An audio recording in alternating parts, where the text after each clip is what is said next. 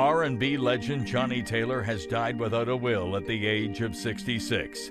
3 people have stepped forward to challenge his 6 acknowledged children for a share of his $1.3 million estate.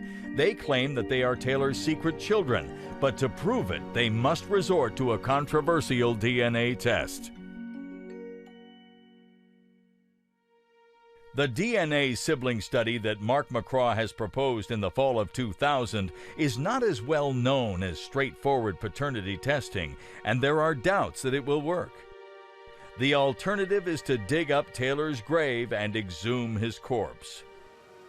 When I first heard of someone even mention the fact that they wanted to come to Kansas City and exhume my father's body, I said I would fight it tooth and nail.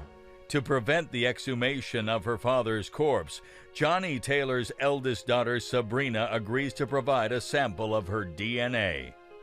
The DNA expert that Mark McCraw hires to conduct the test promises that in a few months' time, he will be able to provide test results. Anticipating a conclusive answer, Judge DeShazo sets a hearing date for December 20th, 2000. But the judge's optimism will not be rewarded. The DNA testing takes far longer than expected, and with every delay, bills continue to pile up. Every time we went back to a court hearing, the first item on the docket was the fees to be extracted from the estate for attorneys. And that was very much an irritant to me. Anthony's anger is shared by his younger brother, Floyd.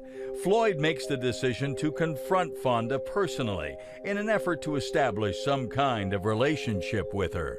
I was out on a promotional tour, and it just happened to be in a town where she lived and at a radio station that I was doing a promotional thing with. And I worked for the radio station, the front door, at a club in Charlotte on Thursday nights. So I get to the club and he comes in and performs. He came over to me and started bothering me and said, "We need to go outside and talk." And I told myself, "I'm not going anywhere with you. I'm not going anywhere with you, and this is not the place to talk." So I walked over to her and asked, I said, "Hey, can we talk?"